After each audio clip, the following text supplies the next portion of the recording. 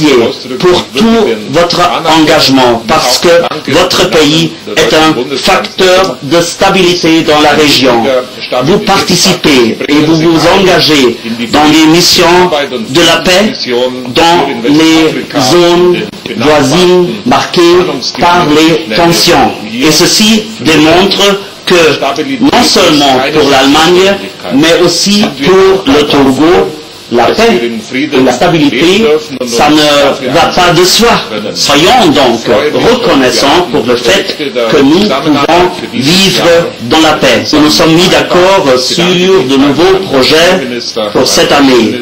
Et je voudrais donc remercier à cette occasion, Monsieur le Premier ministre, Monsieur le ministre des Affaires étrangères et tous ceux qui nous ont accompagnés. Ensemble, nous allons aller vers un meilleur avenir. Donc, je pense que nous sommes liés par une bonne coopération, par de bonnes relations, par une amitié et par un partenariat. Nous croyons, nous savons que vous êtes sur la bonne voie. Einladung. Wir nehmen dies mit im Herzen, dieses wunderbare Gefühl zum Auftakt 2016. Ce dîner a été agrémenté par la prestation de la fanfare du régiment parachutiste commando de Kara, des groupes folkloriques et des artistes.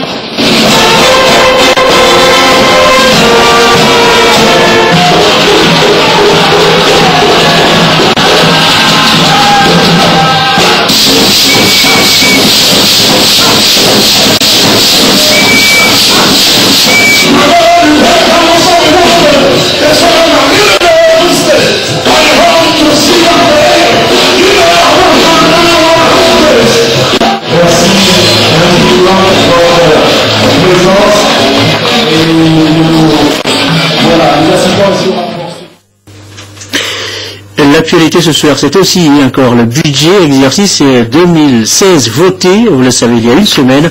Il se chiffre à 2,2 milliards de francs CFA, un budget assorti de mesures et d'orientations pour l'atteinte des objectifs, la mobilisation des ressources internes et la maîtrise des dépenses. Quelles en sont donc ces mesures? Quelles sont ces orientations? Les explications Augustin Kossi avec Antoinette Omar. 2,2 milliards de francs CFA. C'est le budget général exercice 2016 du Togo. Il est axé essentiellement sur la poursuite et l'amélioration de la mobilisation des ressources internes, la meilleure allocation des ressources et la maîtrise des dépenses courantes. De nouvelles mesures y ont été introduites en tenant compte de l'évolution de la croissance de l'économie togolaise qui est de 5,5% avec une projection de 6% en 2016. La loi de finances exercice 2016 a été élaborée en respect aux orientations de la politique fiscale fixée dans la lettre de cadrage budgétaire 2015. L'ambition est forte. L'Office togolais des recettes, l'OTR, à travers son plan stratégique, permettra de renforcer la politique fiscale intérieure grâce à l'élargissement de l'assiette fiscale et un meilleur recouvrement des impôts et taxes. Ainsi, les principales propositions de modification du Code général des impôts par la loi de finances gestion 2016 porte prioritairement sur 4 axes novateurs. La poursuite de la transposition des directives de l'UEMOA, la simplification des opérations et procédures fiscales, la lutte contre les fraudes fiscales, de même que les mesures de dissuasion. Quant à la lutte contre les fraudes fiscales, elle est perceptible à travers l'instauration d'un délai de 3 mois pour la demande d'exonération, ce qui permet à l'administration de mieux gérer les dépenses fiscales. De plus, il a été prévu à l'article 232 l'obligation d'afficher l'enseigne de l'exploitation sous peine de sanction afin de lutter efficacement contre les activités clandestines. De même, l'institution de l'attestation de non-créance fiscale et du quitus participe à renforcer les mesures de contrôle des opérateurs économiques. Outre ces dispositions, des pénalités sont appliquées en vue de sanctionner les actes illégaux en matière de TVA.